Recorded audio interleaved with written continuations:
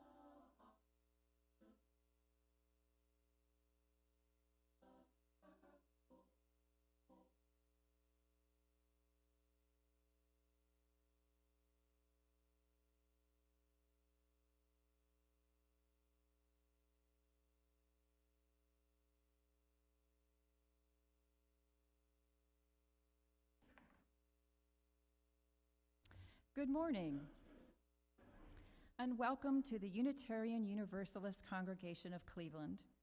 My name is Margaret Nash. My pronouns are she and her, and I'm happy to be the worship associate this morning.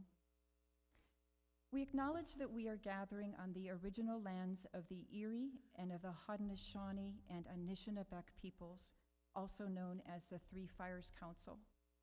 We recognize the need to learn more about these complex and sometimes painful histories, to care for the land we inhabit, and to show respect to the diverse peoples and cultures who preceded us, as well as those who gather here now. Our congregation is working to build relationship with the Lake Erie Native American Council as a way of joining action to words. This congregation is a place to bring both your heart and your mind. This is a place of nourishment and restoration, of learning and growth, of reflection and calls to thoughtful action. This congregation has love as a core principle. Whoever you are, whatever your beliefs, and with all of your strengths, challenges, and joys, you are beloved and we welcome you. We especially welcome any guests who are with us for the first time, either in person or online. If you are interested in more information, please fill out one of the guest cards in the pew rack in front of you, which you can place in the offering plate when it comes around later, or visit our website at uucleveland.org. This is a good time to make sure your phones and other devices are in silent mode so that we can create sacred space together.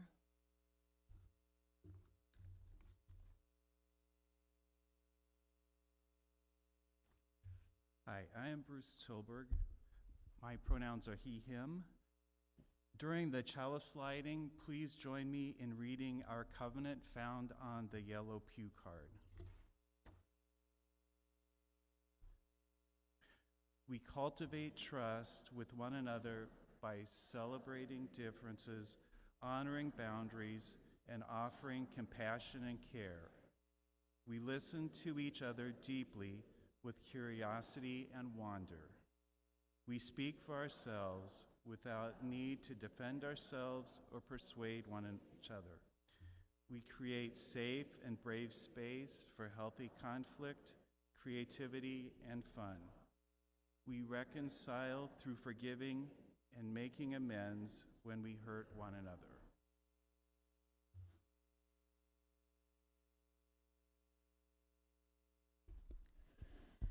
Our call to worship this morning is This Faith by Heide Cottam.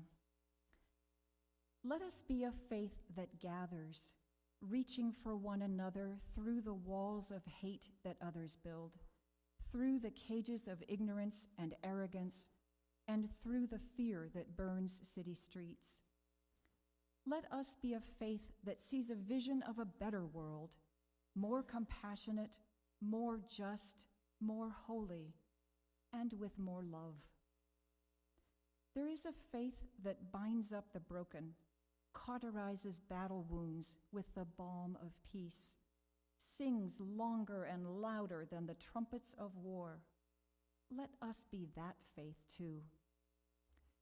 Let us be the ones who do not tread lightly in this world, but light it up with our love, who hold up the mirror of worth and dignity, who are the sanctuary that others seek.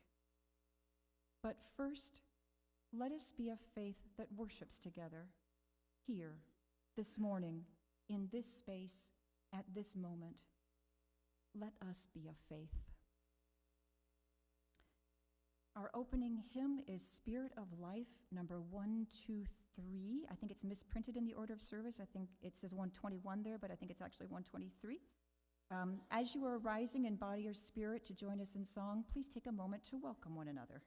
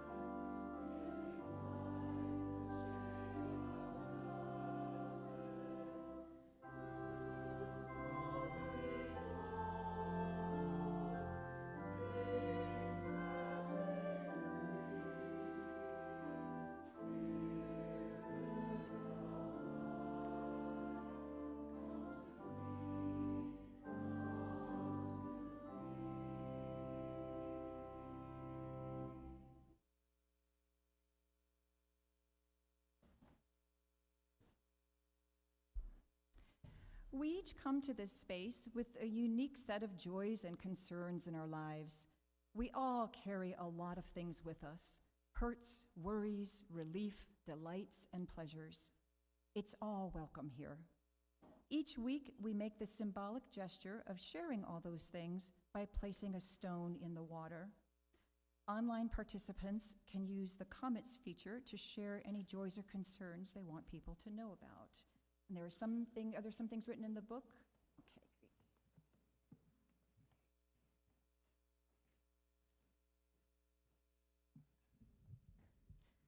great. In celebration of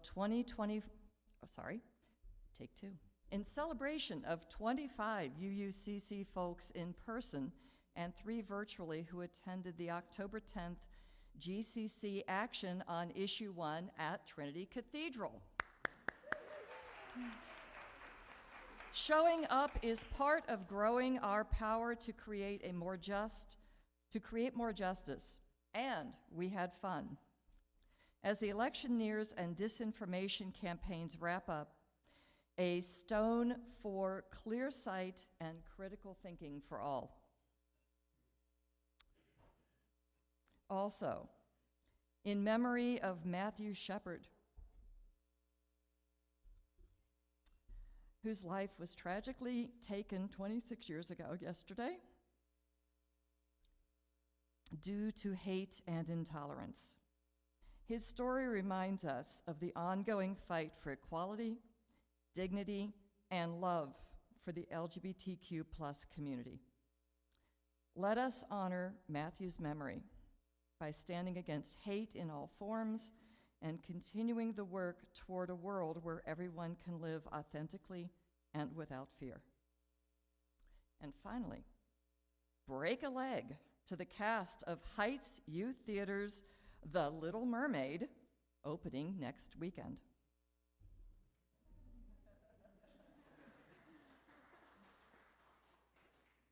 Thank you, Kat, and thank you, Bruce, for placing the stones for those. So now I would like to invite people to come forward and place a stone in the water for any joys or concerns that you want to acknowledge. And if you aren't coming forward, use this time for centering, enjoying the music, and sending love and care to the people who are coming forward.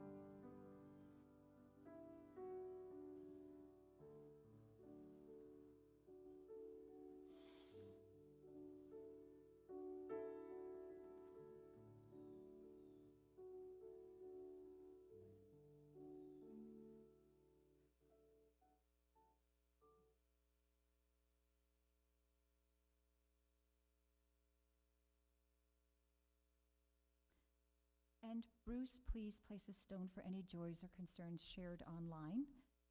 And then a final stone for all the joys or concerns, spoken or unspoken, that we carry in our hearts. In the sharing of our burdens, may they be lightened, and in the sharing of our joys, may they be magnified.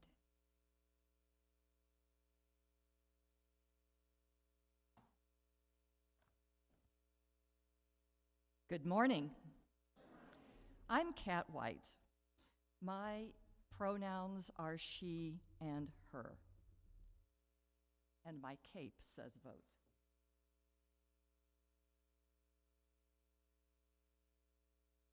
Reflection in 4 parts. Part 1. At age 14, I was a bit shorter than I am now. Not much.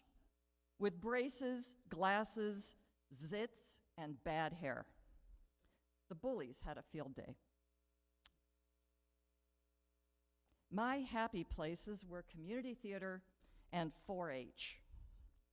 That year, I was in the chorus of my first musical, the delightfully subversive Mame. The cast also included 7 gay men, and so I got to know a group of people before I had learned to jump to any conclusions about them. They were generally kind and tolerant of an awkward teen. I was part of a barn dance number that was supposed to be jitterbuggish, and the teens were clueless. So I called the best dancer that I knew, my friend Wes from 4-H, who I danced with at, wait for it, square dances. He showed up, and we taught the couples some fancy moves and spins and turns. The experience was formative. My castmates taught me to value compassion and avoid intolerance, and that led me to reject the political conservatism of my school and classmates. My dad encouraged my interest in news and politics. 10 years in community theater led me to pitch myself as a director when I was looking for my first teaching jobs. Part 2. I was teaching in Cleveland at a Catholic high school for girls. I married at 32, and within a year tried to start a family. Eventually, I started fertility treatments. Sometime during that period, I picked up a paperback at a bed and breakfast in Pennsylvania. There was a woman on the cover in a red dress and a white head covering that made her look a bit like a nun. Yeah, it was The Handmaid's Tale. It was probably not the best book for me to pick up while going through infertility, but it gave me a new vocabulary and awareness. After 2 years of trying, I finally had a positive pregnancy test. But it turned out to be what the doctors called a blighted ovum, which meant that the fertilized egg had never developed. But my body kept pumping out pregnancy hormones anyway. After a few more weeks of tests, the doctor said I needed a D&C to avoid sepsis. No one used the word abortion. Sometime in 1997, my mom called to tell me that my friend Mark, who played the teenage Patrick Dennis in Mame, had died at age 35. He had AIDS. His obituary mentioned his partner, Ron. I was shocked because I hadn't known that Mark was gay. During the 1990s, I remember hearing the term ally and the phrase gay marriage, and had a blue and yellow equality sticker on the bulletin board in my classroom. I remember that one of the arguments against gay marriage was that it wouldn't be a real marriage because they couldn't have children. I remember thinking a lot about what that meant about my marriage, since I also couldn't have children. And I wondered whether I was an unwoman.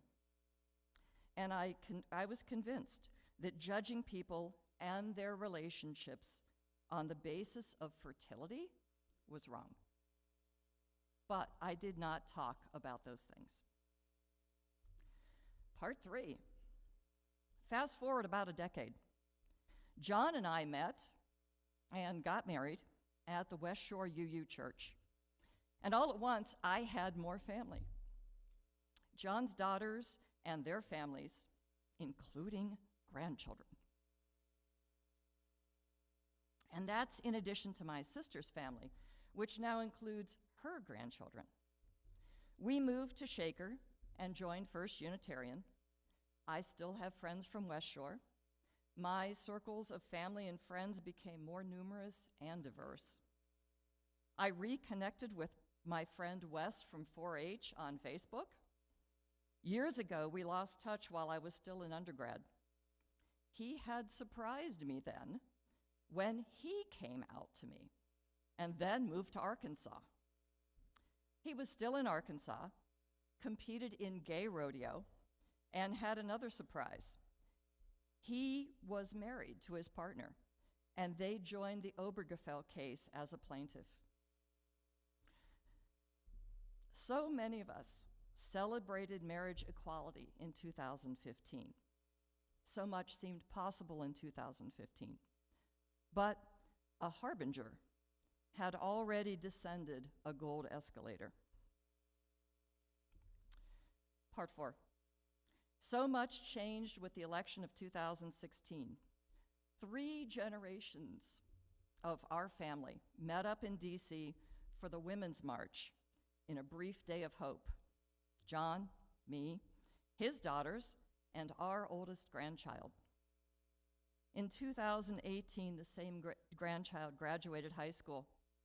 That fall, Tristan called home from college and came out to us. Of course, we said, "We love you." And we're here for you. And promised to help him through college. That year, I became president of the board of First U, and later the reunified UUCC.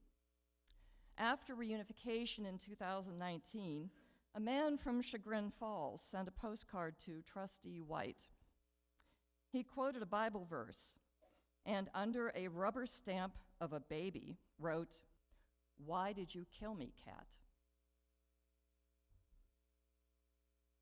Some people in the volunteer office kept the card hidden for a while, but eventually told me about it. In one of my last acts as a trustee, I took the card home from its hiding place in the big desk.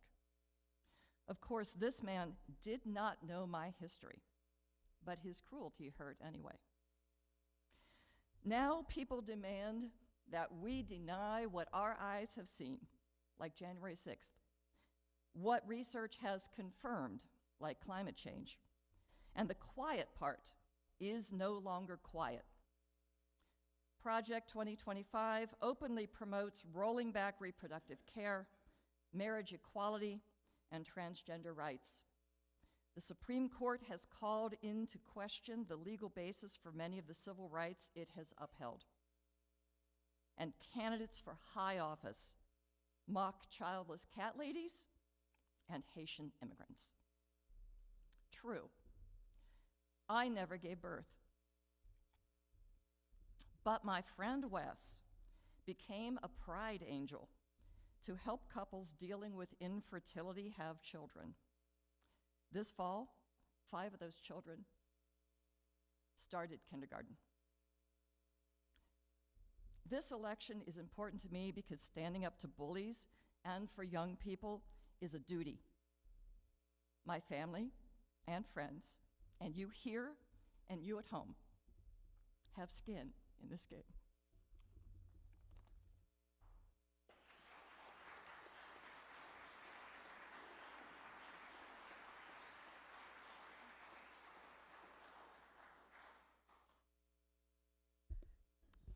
This week's Share the Plate goes to the UUA Disaster Relief Fund. Hurricanes Helene and Milton have caused widespread damage. This disaster relief fund provides assistance to UU congregations their members, and their communities in affected areas. The money goes to repair damage to congregations, buildings, and members' homes, helps with relocation expenses, and is used to serve the communities at large, particularly those who would not be eligible for other funding. Please place your offering, cash or check made payable to UUCC, in the collection plate as it is passed. You also can contribute via Cash App to $UUCC 44122. Please use the memo line to indicate today's date and our plate recipient. Thank you.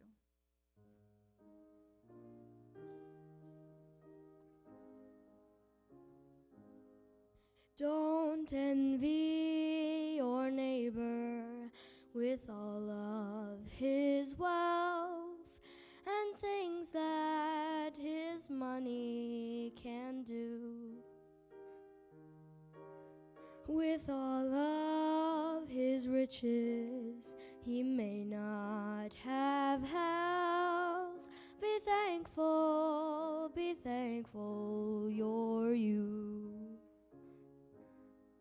Don't covet the talent that the other man has, and know that your talents are few. Just use the one talent on you he bestowed. Be thankful you're you. Well, I guess it's only human for us to look around and see what other folks possess and say, I wish that were me. We spend our time on wishing, and soon our life is gone. While we longed for another's chance, we failed to see our own. Don't long for the fame that another has won. His smile may hide tears as the dew. The happiest person's not always the great. Be thankful you're you. Be thankful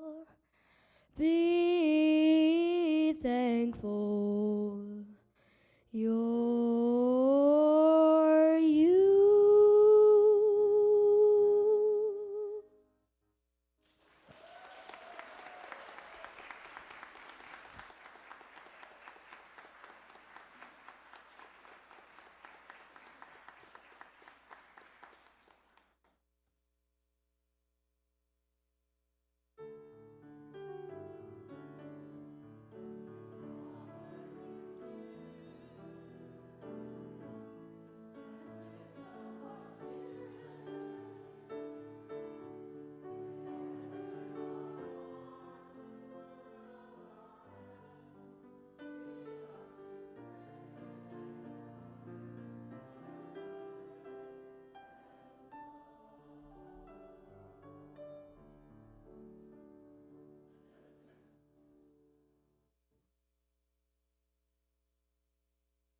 The lifespan of a hug. It was the day when she crawled up on my lap at 3 years old, threw her little arm around my neck like a drinking buddy, and waited for a hug from me, her dad. That's when my arms lay on the arms of the chair, inert, dead. I could not hug my daughter because I knew that inside I was different. I couldn't play pretend anymore, have her think I was a man, when in reality I knew that was a lie. So I didn't hug her, and eventually she crawled down from my lap, toddling off, hurt and confused.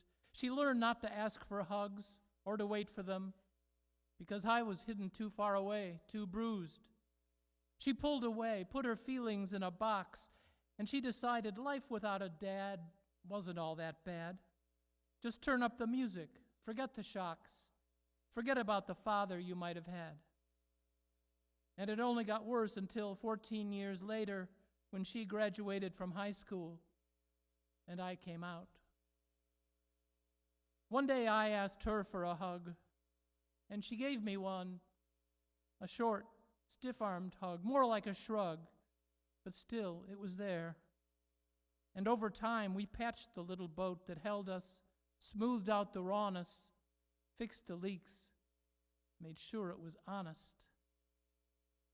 Now she's 52 and I'm 79, and we hug all the time.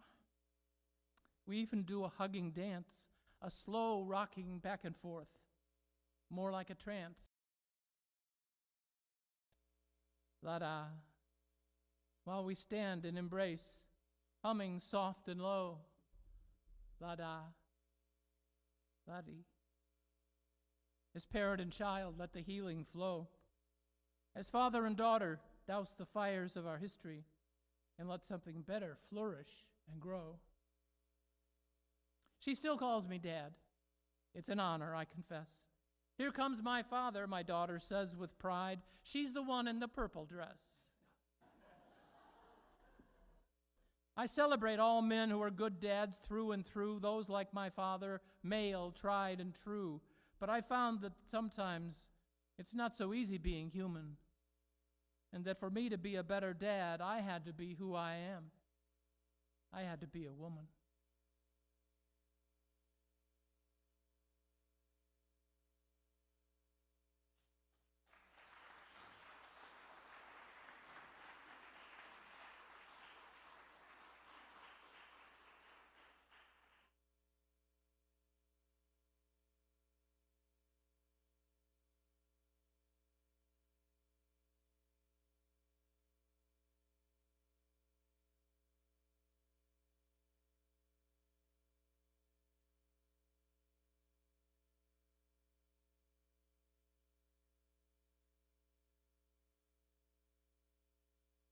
Well, it's going to be hard for me to get through my reflection when I'm already crying from the last two.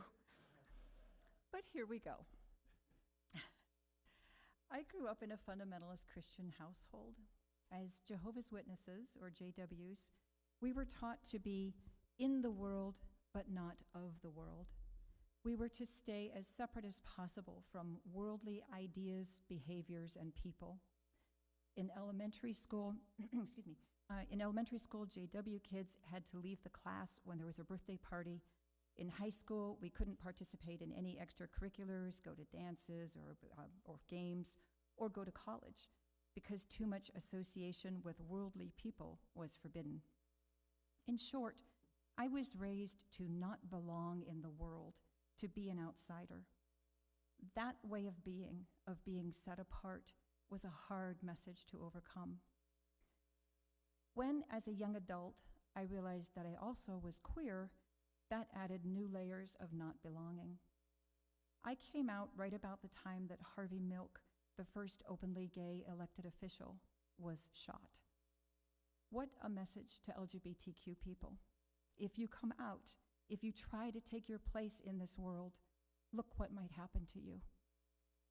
And yet we did, with anger, with heart, and with fear. A decade later, in the 1990s, Don't Ask, Don't Tell was seen as a major step forward, meaning that you could be gay or lesbian as long as you never, ever talked about it, never told anyone, never held hands in public, never thought you could be accepted.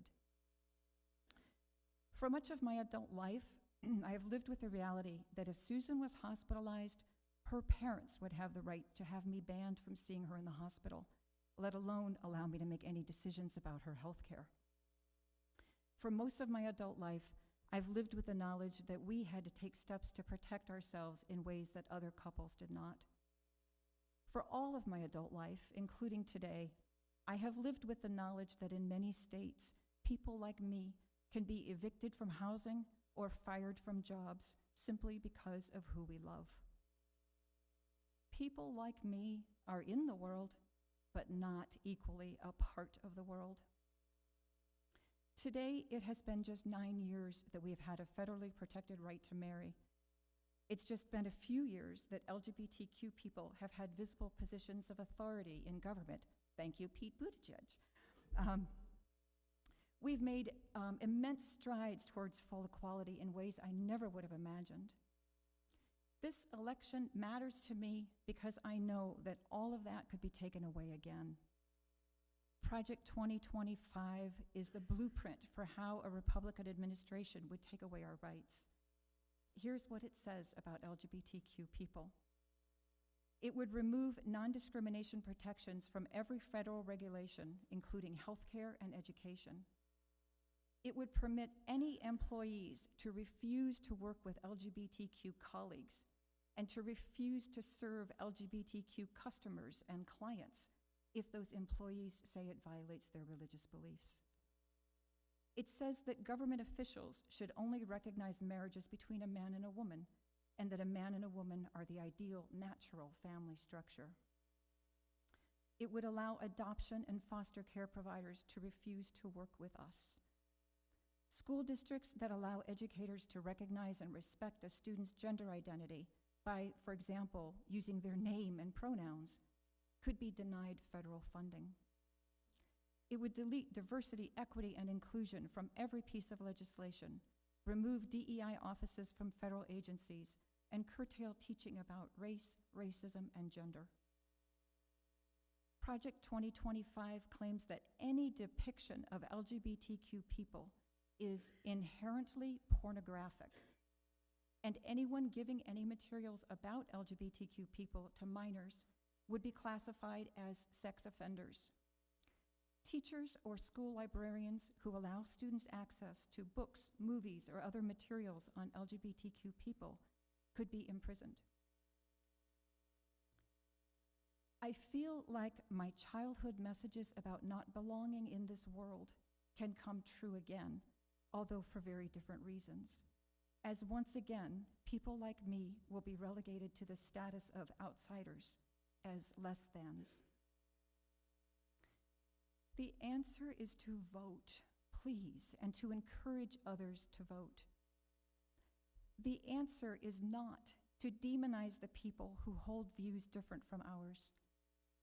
Every so often in the decades since I left the JWs, friends who know how I was raised will say to me, "Oh, some witnesses came to my house and I slammed the door in their faces."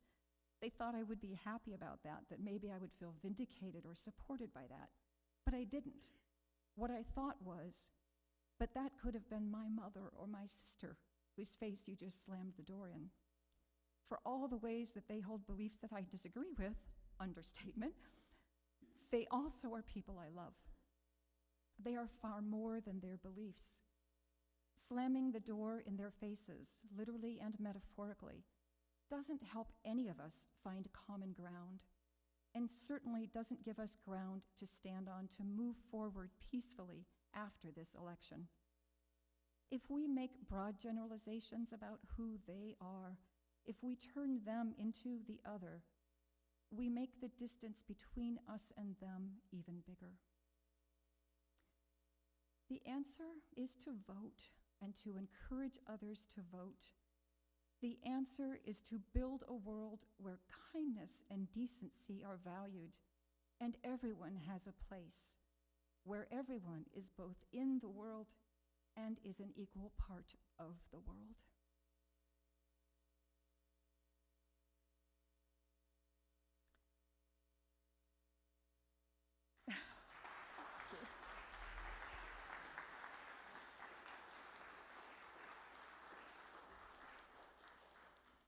And now please stand in spirit or body as you are able and join us in singing hymn 1053, which is in the teal hymnal.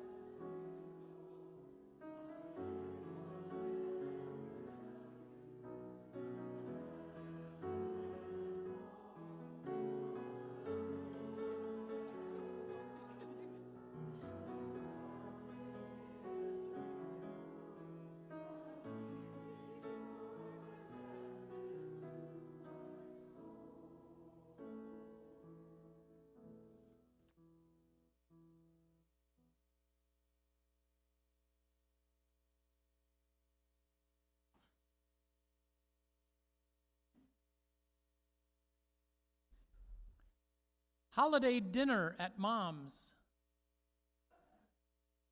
She meticulously drapes the damask tablecloth, sets the four places with heavy, sparkling silverware that juggle dots of candlelight.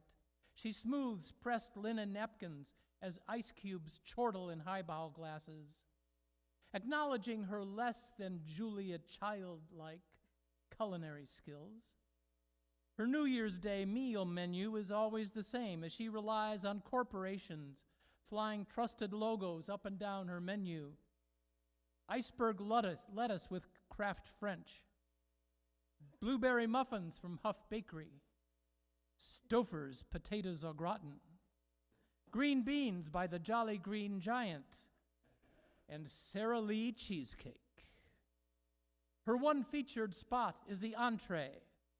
It is all hers, and it is invariably meatloaf. That is, quite literally, a loaf of meat. Nothing added. No onion, no celery, no breadcrumbs, no egg, bacon, or spices. This is a 5-pound, unmassaged and non-enhanced dreadnought of ground beef. Lowered onto the cookie sheet with cellophane creases from the grocery store packaging still scoring the top surface. Then cooked at 400 degrees for untold hours. Just to be safe.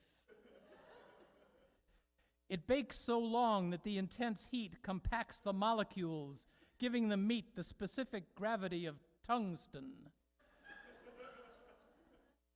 Then, at the proper moment, she proudly lifts it out of the oven, gray-brown and steaming, like a recently bombarded atom bomb test atoll in the South Pacific. No wading pools of Heinz, no slabs of Land O'Lakes will enable the swallowing of this arid bovine Armageddon.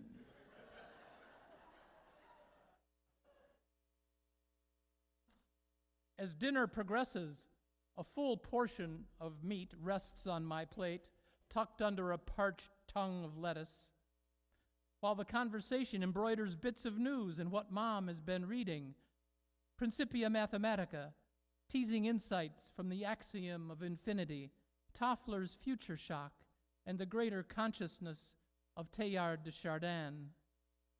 I don't understand all of it, of course, she says, but it fascinates me. I keep rereading. And now she describes a Mobius strip, making a model of one over the Sara Lee strawberry cheesecake, showing how a surface can have only one side. In these different ways, we are fed. Why did I read this poem? Because I value the power of laughter that is shared without being mean or vicious, without the cruelty of mocking the disabled, without the hostility of sneering at women's anatomical functions, without the shallowness of degrading the dignity of people of color and immigrants, preserving the power of laughter and joy. That is why this election matters to me.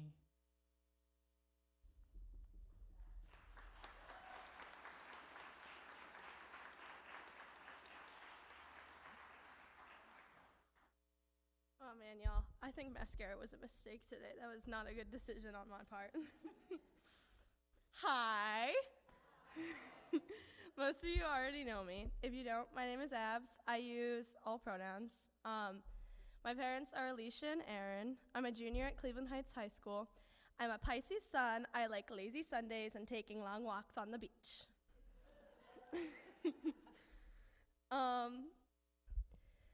This reflection is called The Bane of My Existence. It'll make sense in the end, I promise.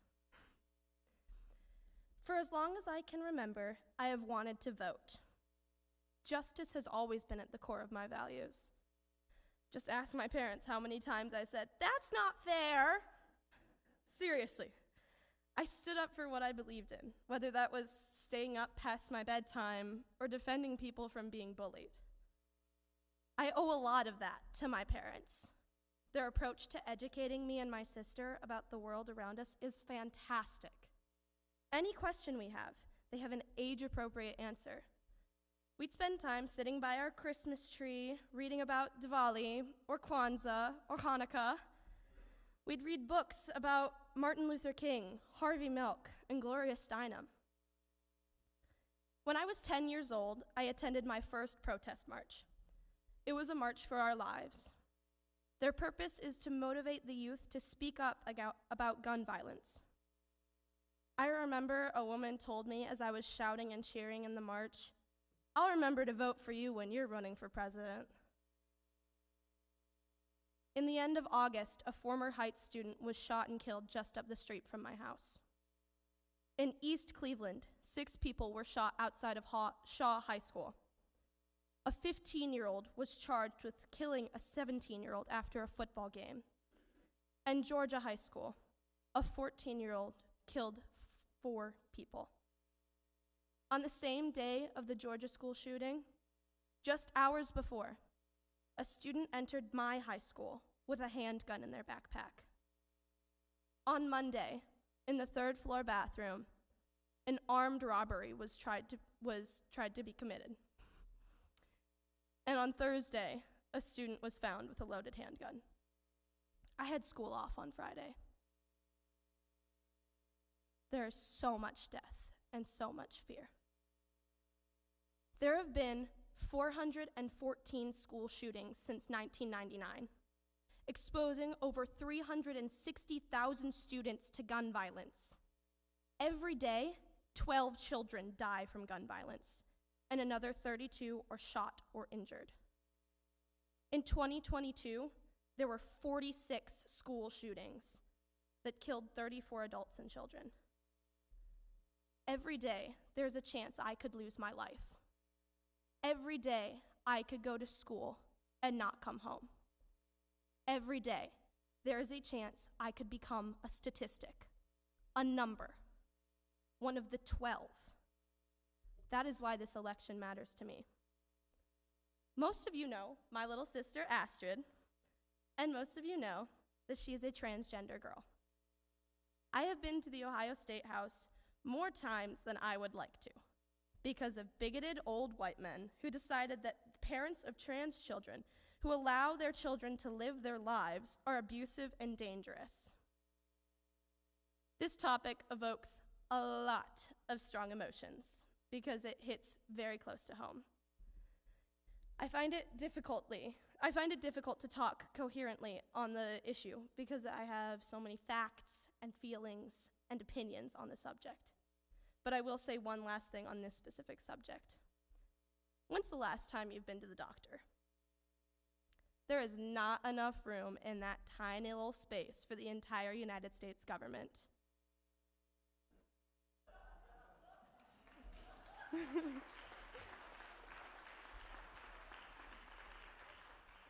The last reason I would like to speak about, and definitely not the last reason why this election matters to me, is abortion. Abortion rights are bodily autonomy. Abortion rights are a fundamental aspect of personal freedom. I'm taking a class right now, AP Government and Politics. In the beginning of the year, we read over a document. You may have heard of it. It's called the Declaration of Independence. And in this quote, in this paragraph, I felt there was a quote that applied to this situation. "We hold these truths to be self-evident, that all men are created equal, and that they are endowed by their Creator with certain unalienable rights, that among these are life, liberty, and the pursuit of happiness. Abortion saves lives. Abortion access is a liberty. And without abortion, some people would not be very happy." That's 3 strikes. This is why this election matters to me.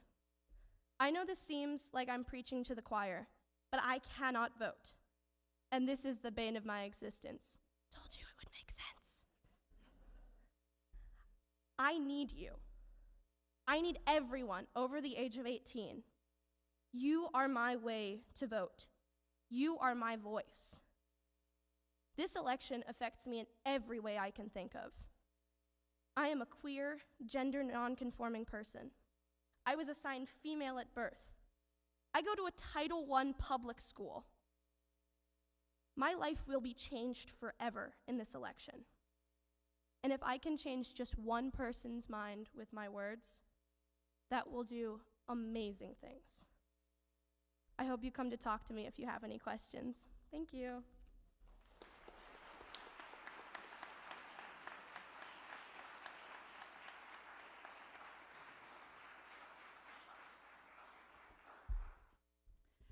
Before we sing our final hymn, I just want to express appreciation to this incredible group of people who have put this service together.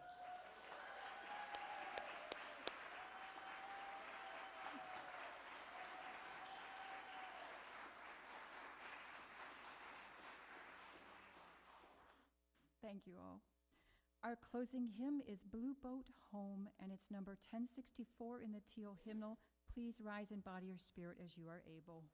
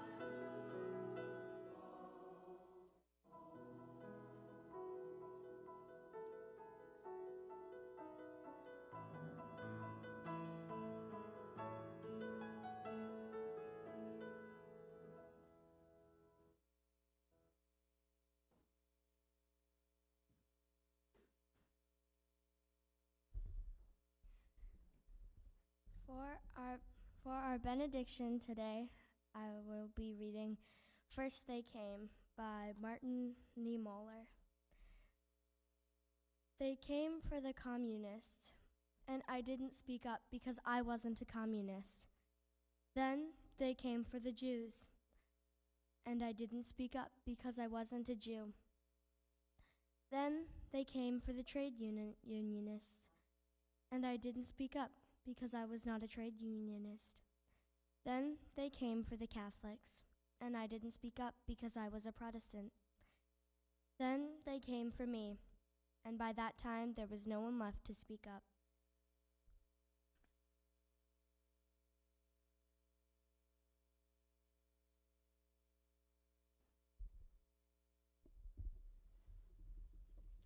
While the chalice is extinguished, please join me in reading from the back of the pew card. We extinguish this flame, but not the light of truth, the warmth of community, or the fire of commitment. These we carry in our hearts until we are together again.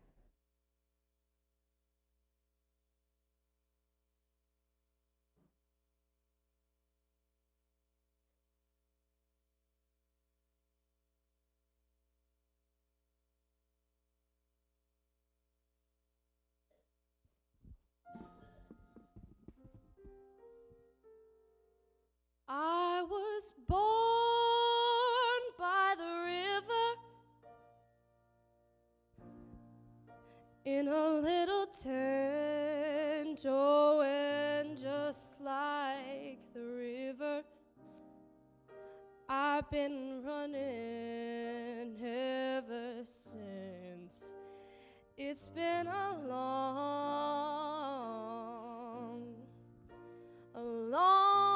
time coming, but I know a change gonna come. Oh, yes, it will. It's been too hard living, but I'm afraid to die, 'cause I don't know what's up there beyond the sky. It's been a long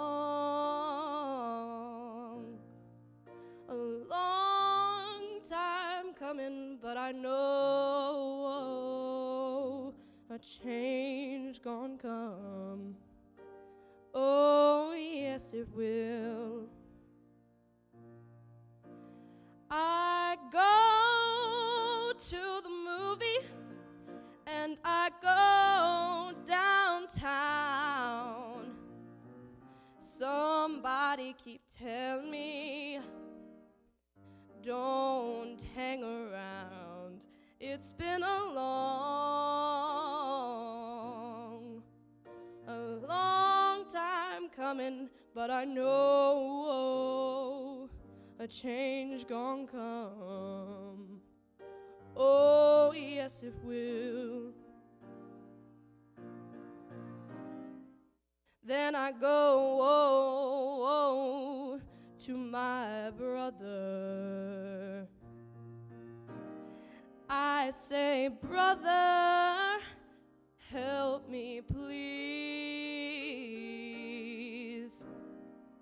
But he winds up knocking me back down on my knees. Oh, there's been times when I thought I couldn't last very long, but now I think I'm able to carry on. It's been a long time coming, but I know a change gonna come. Oh, yes, it will.